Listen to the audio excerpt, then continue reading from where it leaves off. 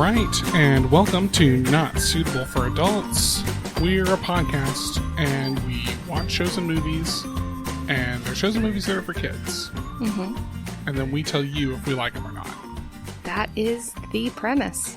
But not for always the kids. Sometimes we talk about the kids, but really we're selfish grown-ups, and we just want to know if we like them for ourselves. Yep. That face you made when you were... Yeah, that was just for you, not for our listeners who can only hear us. Oh, right. Anyway, I'm Rich. Sorry, my headphones were all wonky, and I'm trying to get them because I'm wearing I'm Natalie. I'm wearing a jacket. I'm wearing a jacket with a zipper, and my headphones rub. Can you hear that? That's some good ASMR. And it was bugging me. Okay, hi, I'm Natalie. Alrighty, we're gonna do a couple things. Yep, we are. I watched a movie last night that is made for families and for kids. It's called Animal Crackers. I haven't even seen a preview for this movie. I think I just saw something pop up about it, but I have no idea what it is even about at all. I'm going to tell you all about it. I know there's singing in it. There is some singing. But that's it. It's been out, I think, for a couple of weeks now on Netflix. And I started watching it. I knew about it because I actually know some people who were involved in the creation of this movie. Mm. A little insider access to to some friends who sang a little portion of one of the musical numbers. So we've told you before, Natalie and I both do barbershop harmony stuff. And a couple of people that I know and work with recorded a little section of one of the songs where they needed a barbershop quartet. And so they told me about this years ago because this movie was originally slated for release in 2017. And there were some production issues, and they finally got them resolved, got it distributed on Netflix, and here we are today. So the movie is Animal Crackers. Mm-hmm. It stars John Krasinski. Love him. And Emily Blunt. Love them. Yep. Oops, sorry. I just kicked the table. That's My bad. Okay. And in this movie, so the movie begins with two brothers who own a circus. And the older brother, Horatio, is he's the big ringmaster. He kind of wants to be the star of the show. And we see him kind of hitting on all the acrobat girls and stuff, and they don't like it. And you can tell from the beginning he's skeezy. Okay. His younger brother, Buffalo Bob, is the one everyone likes. So what are the two names? Horatio. It's Horatio and Robert are the okay. But it's Horatio and then Buffalo Bob. Buffalo Bob is his. So Horatio his doesn't name. have a circus name because Horatio's enough. Right. And this is actually funny. I laughed at this. It's not a real joke, but they're the Huntington brothers. That's okay. Their name. Yeah. And that reminded me of the McElroys. Yeah. People are going to think we're obsessed with the McElroys. We talk about them all the time. Well, yeah. Just a little bit. It's just that that's where I know that name from. Is the name Huntington is from that town in West Virginia. So, yeah. Anyway, they own this circus, and everyone loves Buffalo Bob, and no one really likes Horatio, but he's in charge. And one day, the sort of fortune teller lady shows up, and she wants to be a part of the circus, and she brings with her her daughter, whose name is Talia. Mm-hmm. And Buffalo Bob and Talia fall in love. What is, if you don't mind me asking really quickly, what are their acts? Well, they're a pretty typical circus. So I was guessing Buffalo Bob sounds like riding a horse or something like that. So at the beginning, that's kind of how it is. It's Buffalo Bob is kind of good with animals. And like I said, Horatio is kind of the ringmaster. And then we see this clown whose name I'm forgetting at the moment, who's voiced by Danny DeVito. And he's sort of the narrator of the movie. Okay. Is the clown. And it's funny, we see him getting like fatter and fatter throughout the movie. So we start kind of back in time and he's really skinny. Oh, okay. And then as we go, he's like, ooh, I gotta cut down on the carbs. And then like the next time we see him, he's bigger. I feel that. And so anyway, I don't want to draw out the beginning too much, but anyway, the Buffalo Bob falls in love with Talia. And the fortune teller comes to them on their wedding day. Oh, I should mention, Horatio is also in love with Talia. Sure. And so he thought he was going to be able to seduce her, but Buffalo Bob falls in love. And so on the day of their wedding, Esmeralda, the fortune teller, comes and she says, I have a gift for you on your wedding day. And it's this box. And you see him open it and it shines on his face. And then we don't get to see what it is from that moment on. Okay.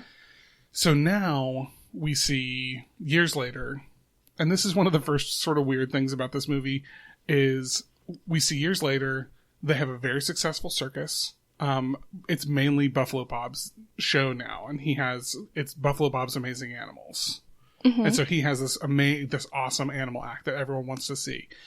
And we see, and this is what's weird, both of their nephew. The two brothers' nephew? Okay, so they have another sibling somewhere. Who we never meet.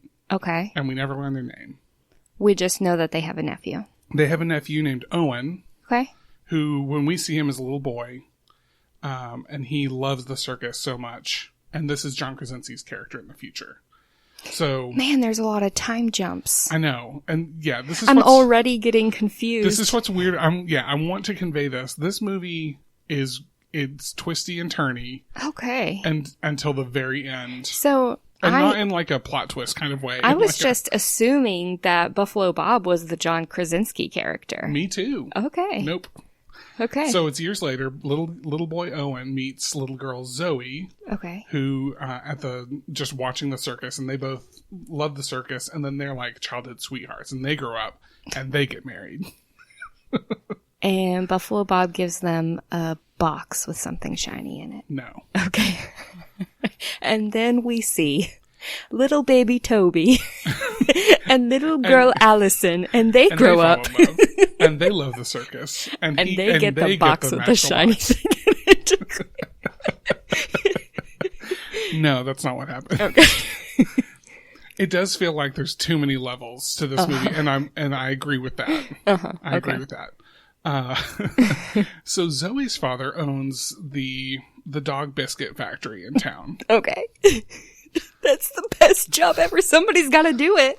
It's actually the worst job ever. No, because think about it. Somebody's got to do it. I know, you're right. Someone's got to do it. I agree with that. There is an actual dog biscuit factory owner somewhere. Yeah. So here's what happens. Zoe's dad doesn't like that they're into the circus. Sure. And Owen is poised to inherit the circus one day because now both of his uncles are getting on in years, kind of. And so he's like, I don't like this. Why don't you come work for me at the dog biscuit factory? Okay. And John Krasinski's Owen is like, no, that sounds boring as heck. Yeah, at first he goes, you should come work to me. He goes, oh, yeah, at the dog biscuit factory. And then he looks over at the dad and he's like stone faced. He's like, oh, you're serious. And so we see them talking over there. And basically it's like, you can't marry Zoe and work for the circus. And so, okay, so they're not married yet. No, not yet. So Owen agrees that so that he can marry Zoe, he'll quit the circus and he'll come work at the dog biscuit factory. True love. Fast forward 7 years. Oh my gosh. Okay. Okay, go. They're married. He works at the dog biscuit factory. His job is tasting. He has to taste them. Why? Hey, that's a great question. He sits in a room, and what we see him doing is it goes a very long 7 years later, and it's him sitting in a room taking bites of dog biscuits and basically throwing them all in different piles that are marked things like too much mayonnaise, too much vinegar. I don't understand why. I know, why do they have to have a human tasting the dog biscuits? Yeah, is that a real job? I don't think so. They probably have dogs taste the dog biscuits. Is he very fat? No, he's super skinny. Well, he probably throws up every night. That could be. So he, but they're married and they have a little girl. Her name's Mackenzie. Okay. And Mackenzie grows falls up and in gets love. married. Falls in love with a little boy. And so at this point, we go over and we're back at the circus. And the brothers, Horatio is trying to figure out the secret to Buffalo Bob's amazing animal act because he wants to take over. Oh, it's the box with the shiny thing, I bet.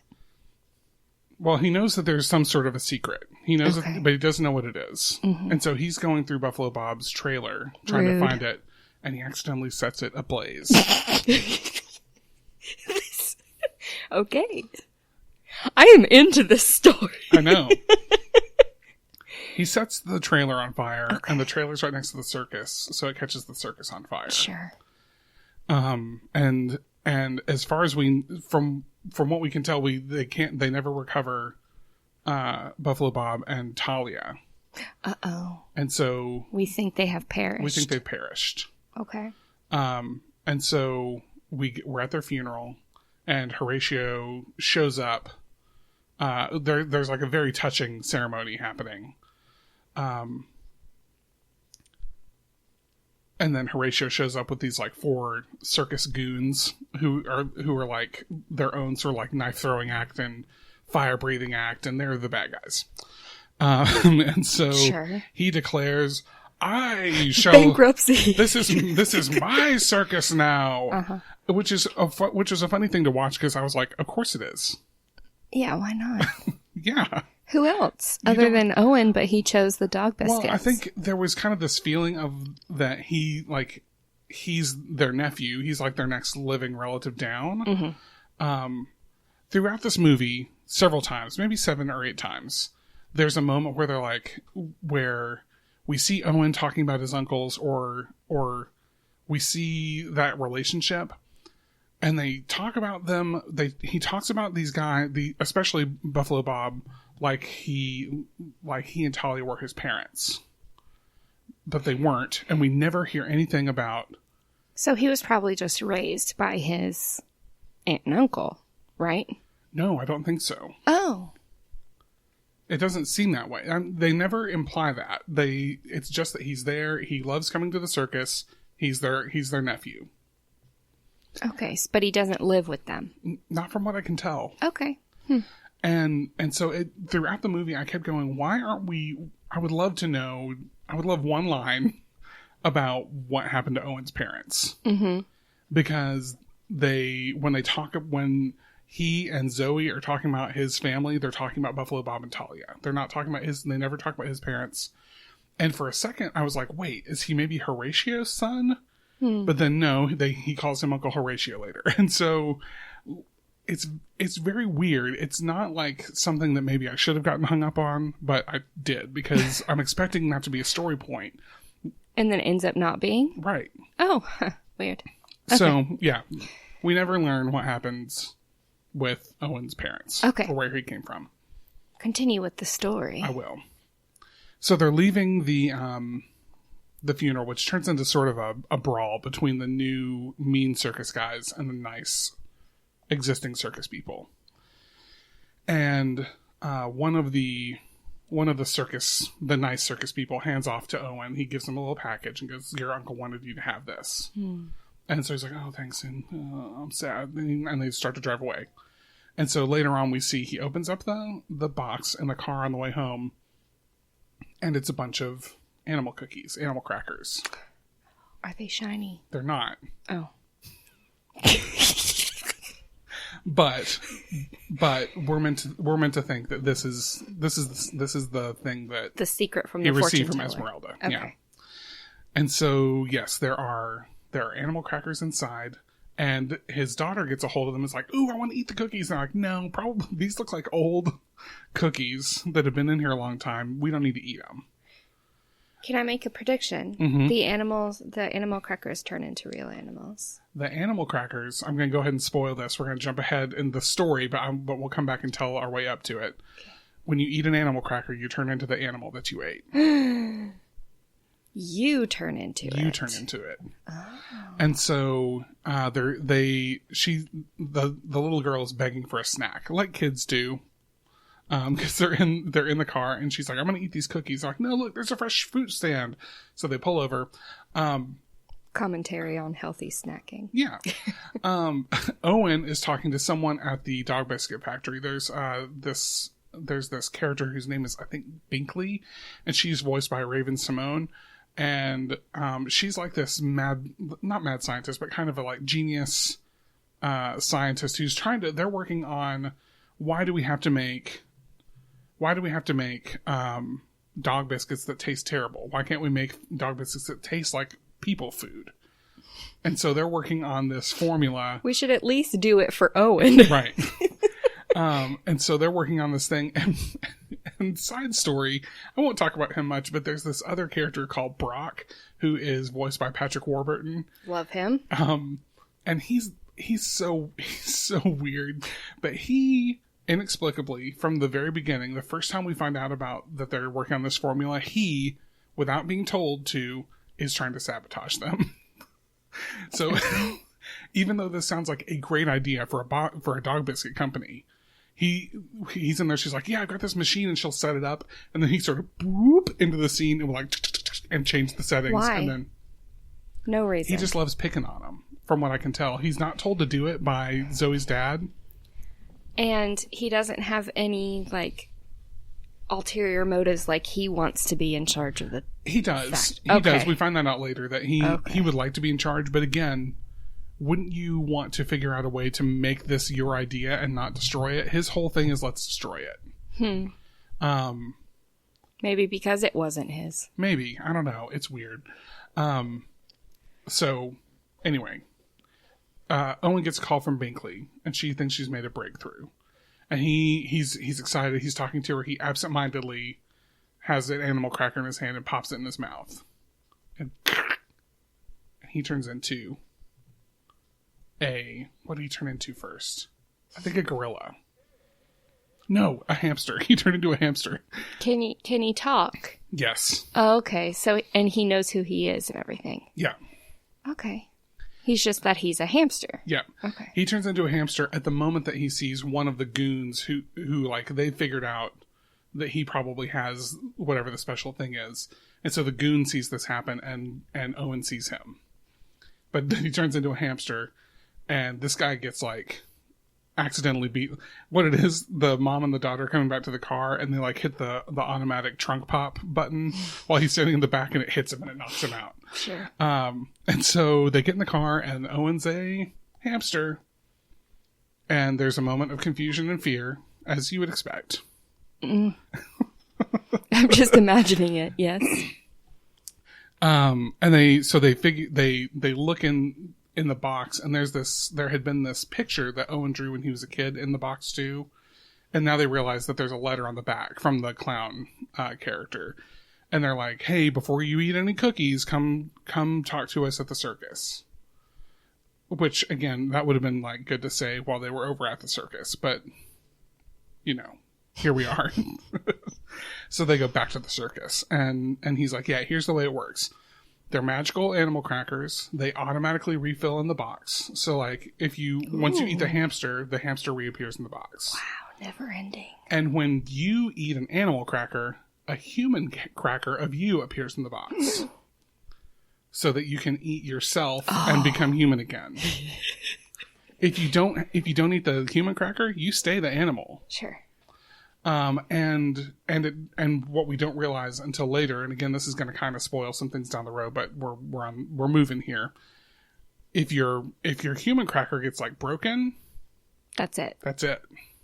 What if you eat the broken human cracker? Do you become a broken person?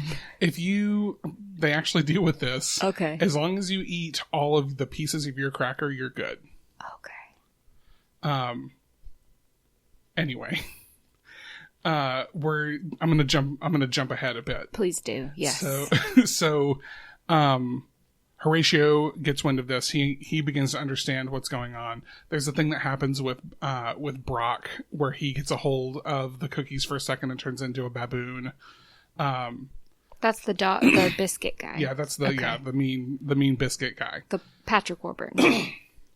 And this is when Horatio figures out that there's a human cracker. Mm-hmm. He also Brock gets away with some pieces of some of the other crackers. Mm-hmm. And he's like, interesting, okay. And so what we find out later on is Owen decides, you know what, I'm gonna use this ability to be in the circus again.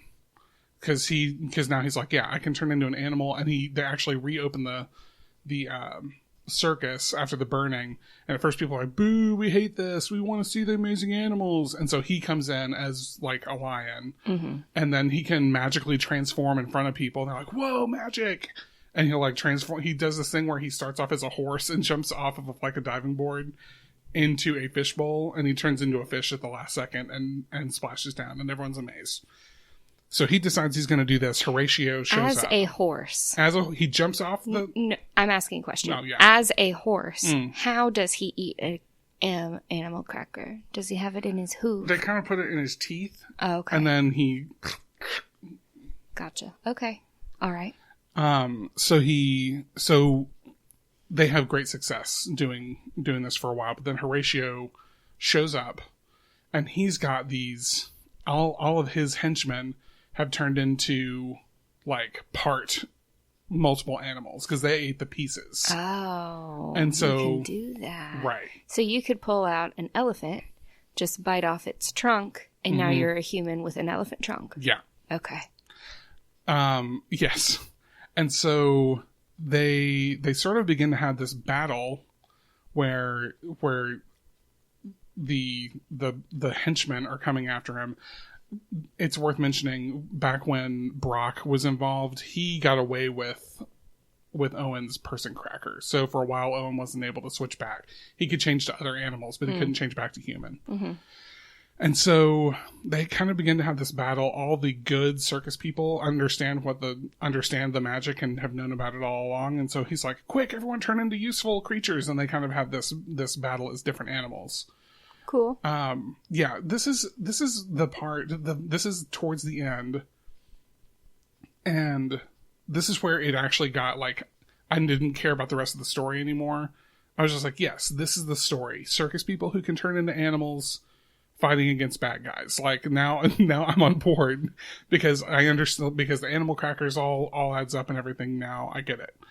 And so they begin to have a battle. Horatio is caught and he's like, he gets hold of the thing, but they kind of surround him. They're like, Horatio, come on, just give it to me. And he's like, no, you don't understand how much power there is in this. And he takes a big handful of a bunch of them and shoves them all in his mouth and turns into a giant chimera, like a big dragon type monster. Because logically, when you put a bunch of animals in a blender and stir them up really good, you get a mythological creature. Okay, you get a dragon. I mean, a dragon is a little bit of every animal. Kind of. Yeah, so he's a chimera specifically. Okay.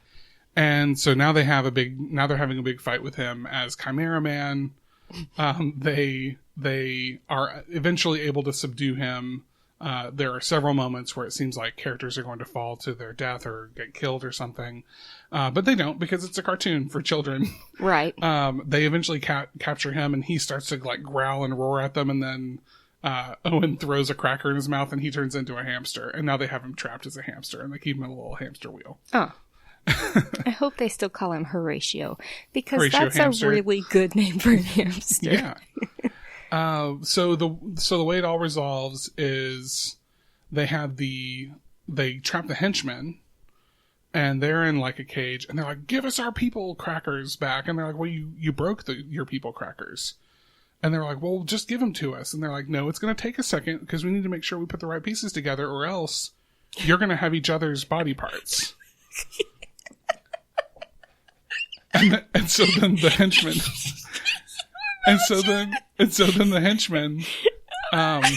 henchmen are like, oop, take your time. Can you imagine having just a bunch of people in a cage with each other's body parts? It would be like the apocalypse. It's really bad, especially because one of the henchmen is like a little person. He's voiced by Gilbert Godfrey.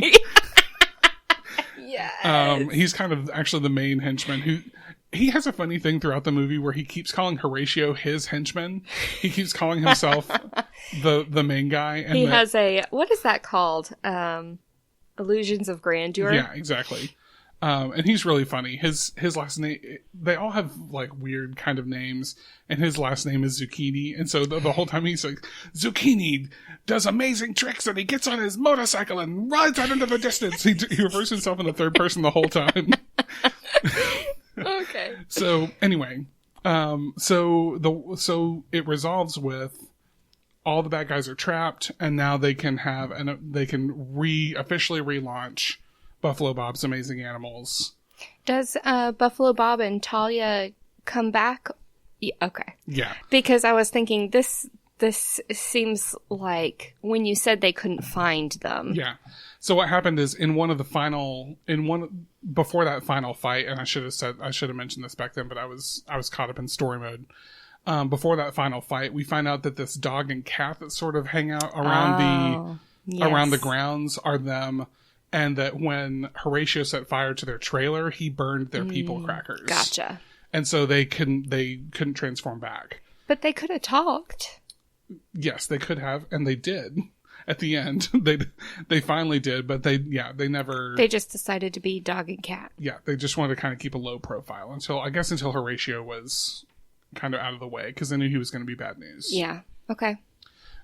So they kind of have Buffalo Bob and Talia back, and they are going to live happily ever after being circus people. Great. And mention your personal connection to the movie. I think I did at the beginning. I know, but tell them what it actually is. Okay, so about 38 or so minutes into the movie, Horatio is doing a musical number with his henchpersons about how great the world's going to be when he sort of takes over. And there's a moment where he says, and I'll have a fleet of... Oh, by the way, I'm sorry. I just realized I need to mention Horatio was voiced by Sir Ian McKellen. Oh, nice. And so he's a really good... that was a really good bad guy voice. And so but he's not really singing. He's kind of doing that Scar, just sort of chant singing.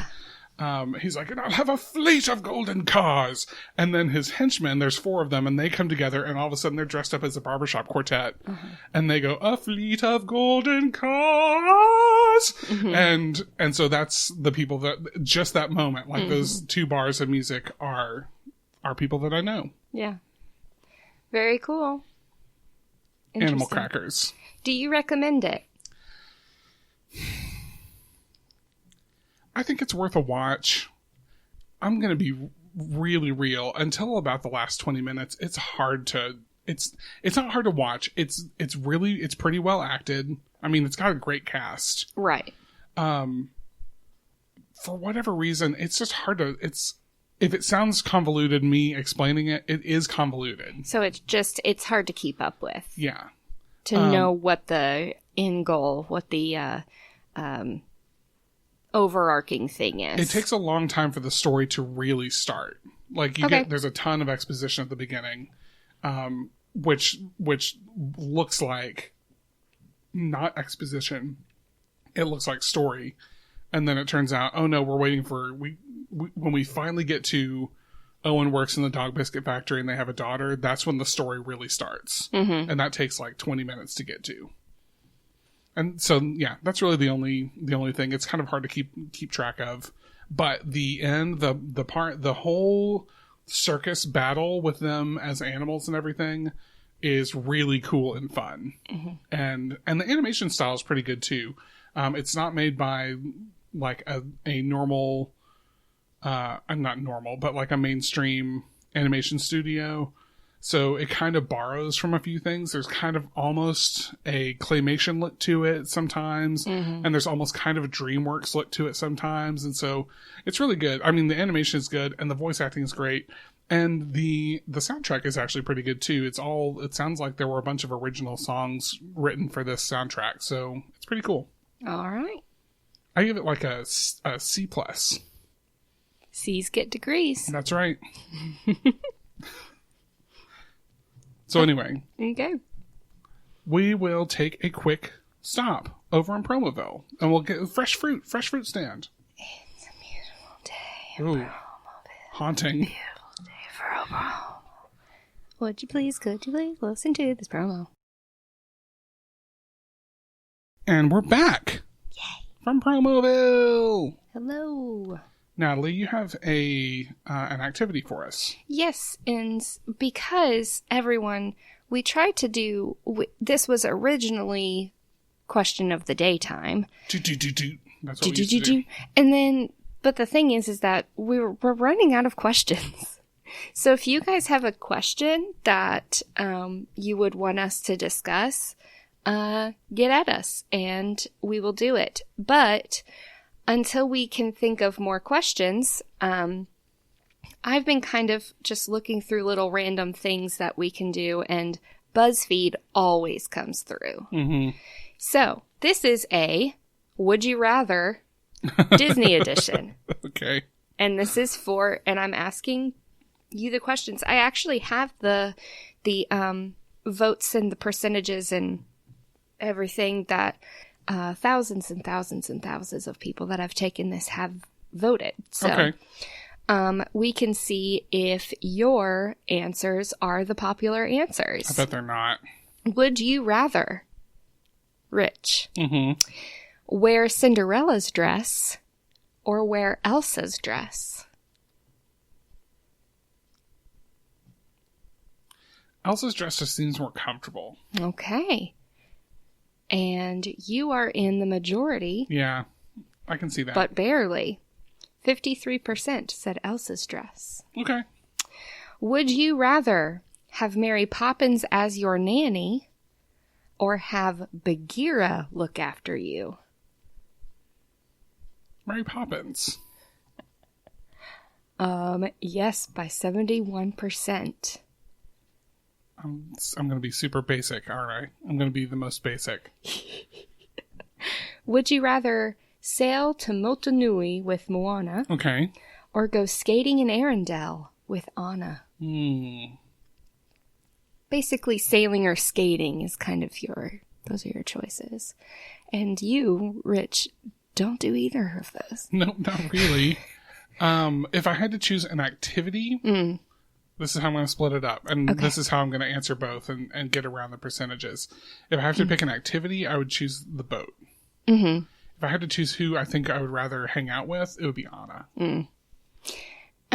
Being on a boat with Kristen Bell would be the best thing ever. Yeah, Anna. Yeah, sail to Motunui with Anna. There it is. Boom. Okay, let's see what the percentages are. Actually, most people say sailing with Moana. Okay. By 66%. Okay. Would you rather become a frog for the day or become a beast for the day? I don't want to be either of those things. This is would you rather. You have to choose one. Beast. Okay. Yes. That is the popular vote by 59%. Okay. Only a few more. I'm ready. Take Lady and the Tramp for a walk. Actually, Lady and Tramp. Yeah. His name is Tramp. Mm-hmm. He's not called the Tramp. It'd be cooler if he was, though, because anytime you get a V in front of your name, ugh. Take Lady and Tramp for a walk, or take Pongo and Perdita for a walk. Are you remembering who these animals are? Okay. Yeah. Because I would have to think about the Pongo and Perdita thing if I hadn't just recently watched 101 Dalmatians with Cora. Yeah. Pongo and Perdita. And that is the least popular vote. Yes. 41% said what you said.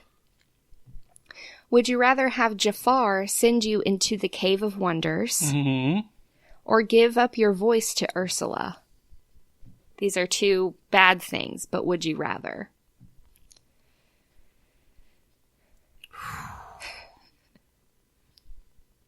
Cave of Wonders.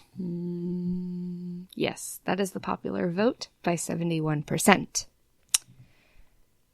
Couple more. Have ice powers, like Elsa, or have a really kind of... This one doesn't equate to me, but have cooking skills like Tiana. And I think have you ever seen, what is that? Princess and the Frog? Princess and the Frog. I don't think I have. She's just a really good New Orleans style cook. Gotcha. Ice powers. Yeah, true. Yes. 59% was ice powers. 51? 9. Oh, okay. I was like, man, right down the middle. 59. Would you rather go on a magic carpet ride with Aladdin? Okay. Or, the thing that I know you're going to pick, but maybe you won't, let's see. Fly with Peter Pan to Neverland. You just love Peter Pan. But they're both flying. And They're I like both both flying. of these movies. But would you rather hang with Peter or with Aladdin?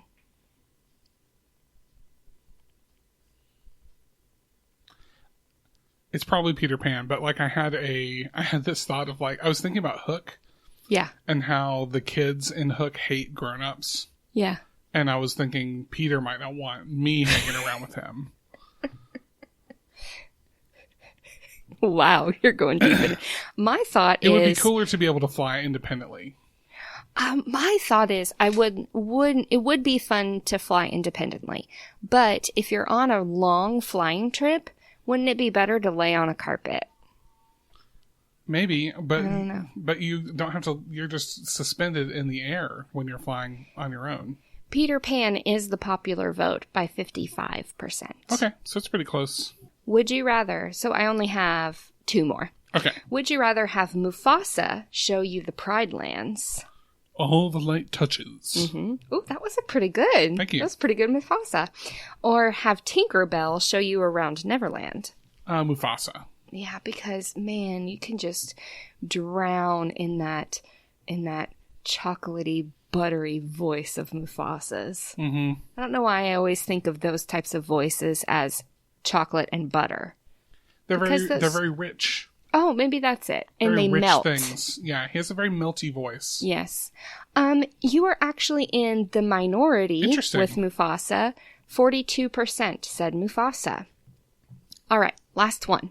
Would you rather sing a song with Timon and Pumbaa or sing a song with Genie? Oh. Genie. Okay, and yes, 51%. So that's pretty right down the middle is Genie at 51%. So, there it is. So I'm pretty basic. You are pretty basic, but that's okay. Cool. I now know more about myself.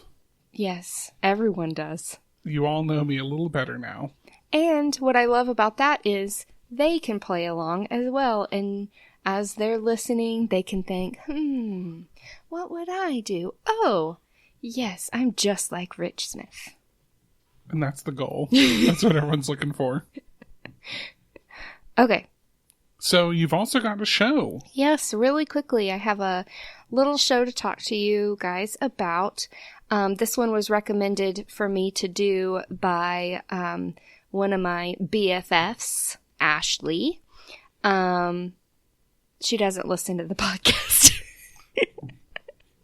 It's not for everybody. No, what I mean is podcasts aren't for everybody. Yeah.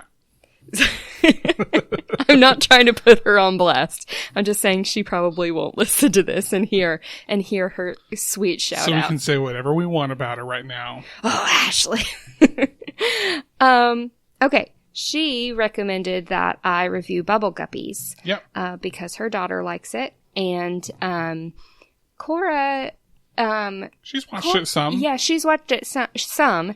She's not, she doesn't just sit and she's not super enthralled with it. But if it's on, she does like it. Seasons 1 through 3 are free for Prime. Okay. On Prime, and the other seasons you have to pay for. on Amazon. Yeah, dumb. Okay, so it premiered on Nickelodeon in 2011 and concluded in 2016. Then it was revived for a 5th season in 2019. Okay. And so 3 years later. And then the 5th season, yes, 2019, I said that. And then it was recently renewed for a 6th season. Well, congratulations, Bubble Guppies. Mm-hmm. It's created by Johnny Belt and Robert Skull or Schull. Not 100% sure how to say his last name. Schul. Yeah, my old Schul house. Megamind. Suitable? TM. Suitable. Yeah. So, Bubble Guppies. It is, revolves around the adventures of a group of mer people. Mm-hmm. They are underwater and they're preschoolers. And we've got, they go to school. So maybe they're preschool. When I mean preschool. I mean, preschoolers go to school. Right. So what I'm saying is they're preschoolers, but the show is about them going to school. Gotcha. Okay. Molly, Gil, Goby. Is it Goby? I don't know. Goby. Why can't Gobby? Gobby? Why can't I think of how to say his name? I don't know. Let me listen to it real fast so I'm not saying the wrong name through the whole thing. Okay. Okay. We'll be right back. All right, everybody. I know you were on pins and needles there for that brief second. For that split second that I just edited in. It's Goby. For some reason, I think, getting him mixed up with Dobby. Okay. From Harry Potter. I know I will sleep better tonight knowing. Stop! Don't be me. That it's Goby. Goby, Dima, Una, Nani, and being introduced in season 5 is Zuli. Zuli. Mm-hmm. So every episode is the same. It Great. follows the same format every time. It starts with an introduction by Molly. She says, "Hey, it's me, Molly, and it's time for," and then she's interrupted every time by Gil, who is doing something related to the theme of the episode. Okay. And then both of them say, or one of them says, "It's time for Bubble Guppies," and then we got the theme song, which is trademarked. It's just Bubble Guppies over and over and over again.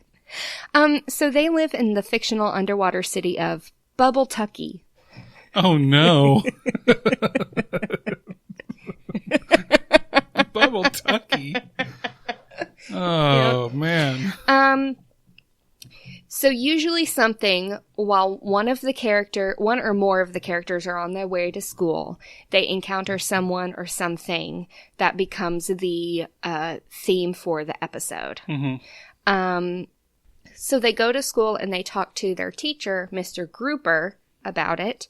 And he says, "Let's think about it." And they talk about it. And usually there's a song about it. Then, along with the theme, one of the Guppies goes to a shop. I think they're mostly like, a lot of this is in their imagination, not the real, like, being at school and stuff, but a lot of the theme is using your imagination to figure things out. Anyway, they go to a shop. It's usually always Dima who's playing the owner of the shop. And so if the theme is about going to school, the shop kind of turns into a school supply store, and they'll talk about the things that they need for school. They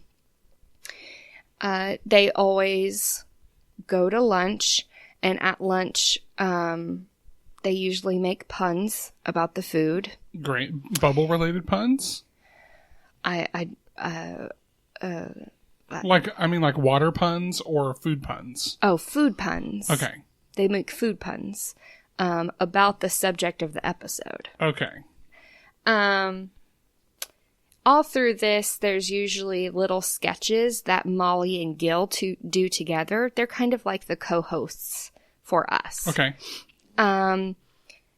And they might go outside, and that's the outside song, and it's kind of gets you jazzed up to go outside. Okay. The music is actually really good. Okay, in cool. the episodes. They do pretty good with it.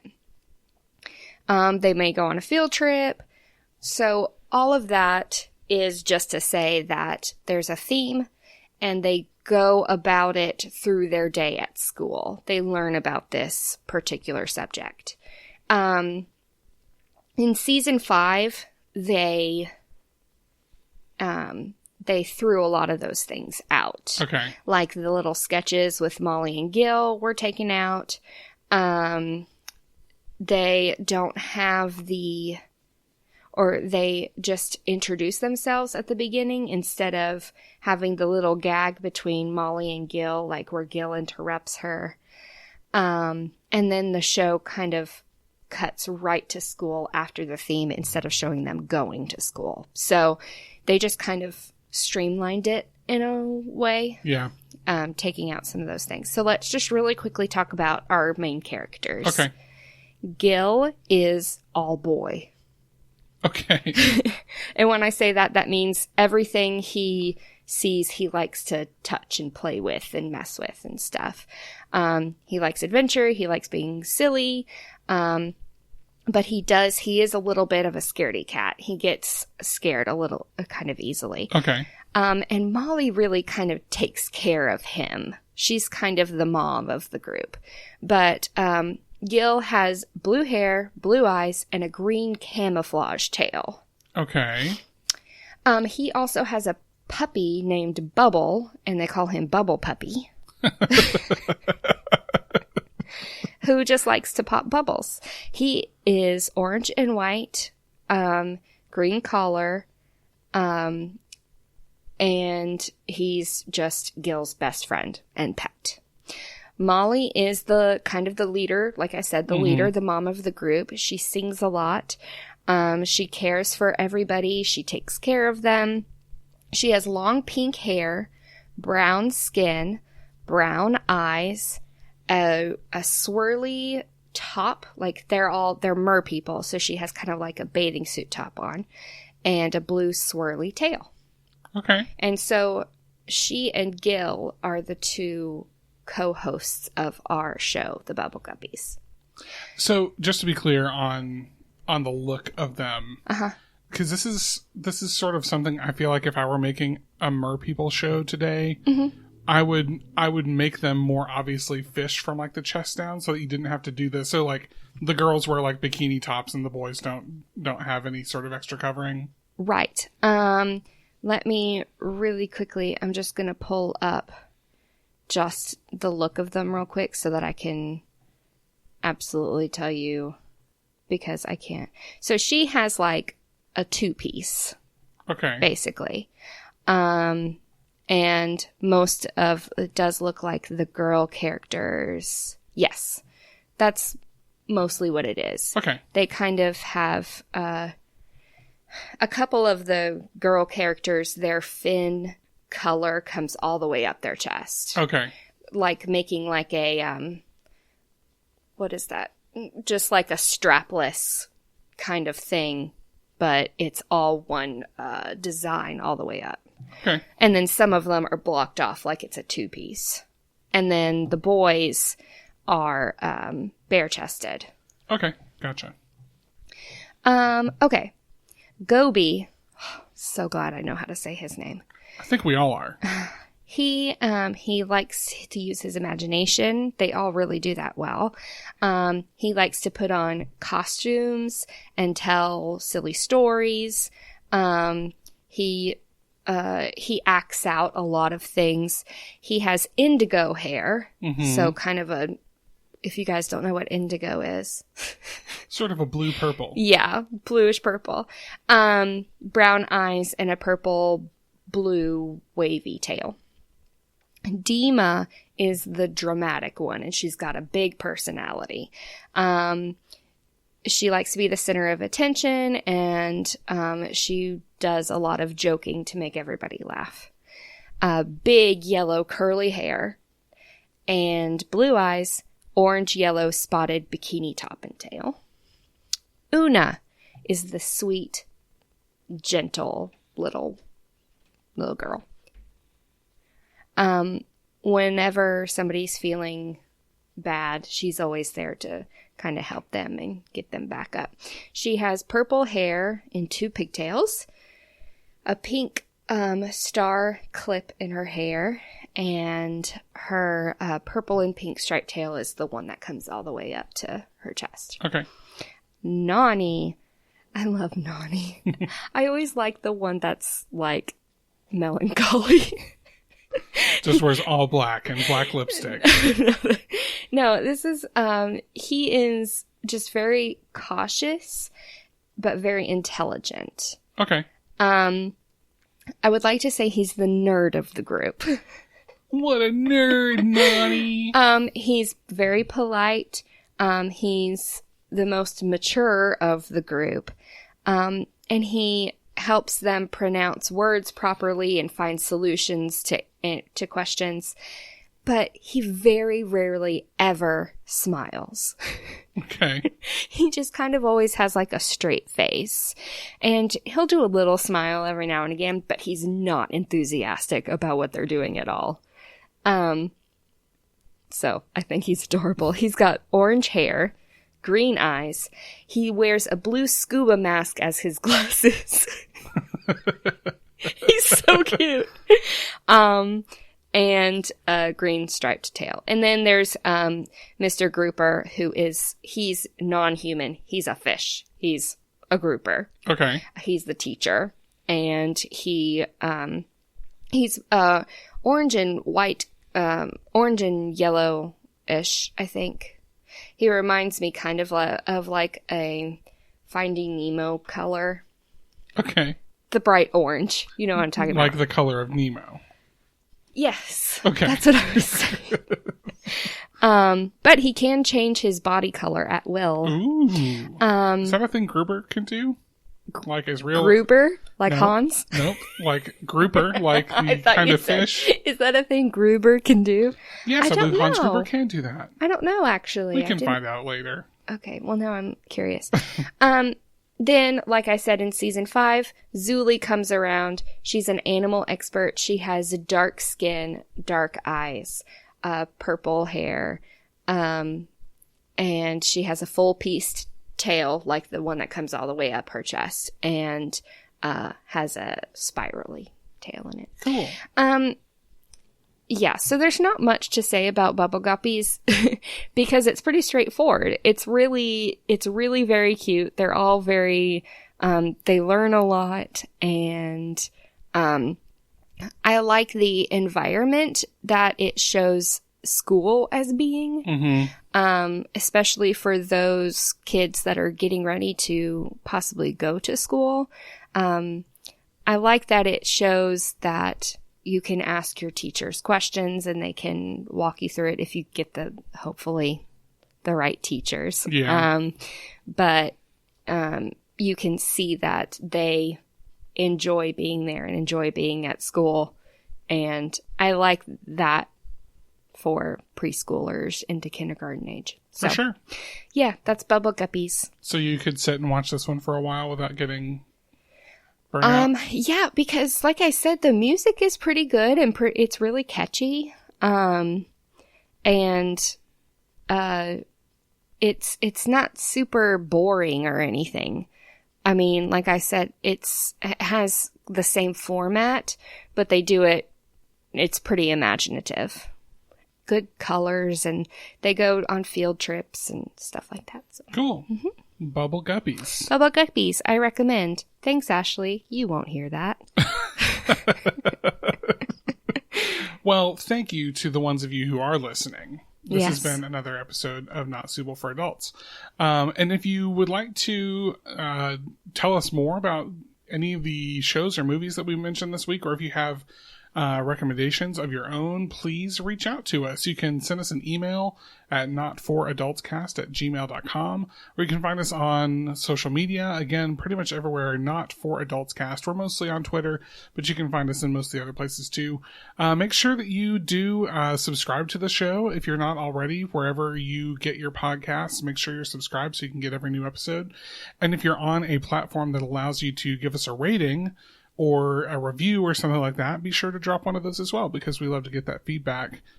Natalie, do you have anything else in our cleanup time and sort of the housekeeping time? No, we do have merch. We do have merch. That's true. Over at TeePublic, you can actually, maybe the easiest way to find that is if you go to podchaser.com and look us up. There's a link to our merch page there. And that's a great place to leave us a rating and review as well. So yeah, we have t-shirts and hoodies and stickers. Is there anything else that we have right now? I think maybe some other things are on, but it's mostly wearables. Yeah. So go grab you one of those if you want to support us in that way. That'd be really cool. Yeah, we'd really appreciate it. So just listen, keep your head on straight, keep your head on swivel. These times keep your head on. These times are weird, and we're all sort of still stuck inside. Hopefully you're being safe out there. Yes, please, everybody, wear your masks, wash your hands, don't go out unless you need to. Only see people that you know would normally see on don't go out in big groups with a bunch of friends. Just, be smart, be safe. Yeah, there's a lot of rules that you should be following right now, and some of them are hard and some of them are easy. Just make sure that all those places you're doing that, but just don't forget, when you're at home, when you're in front of the TV, you're still the boss. So watch whatever you want. Okay, bye. Bye.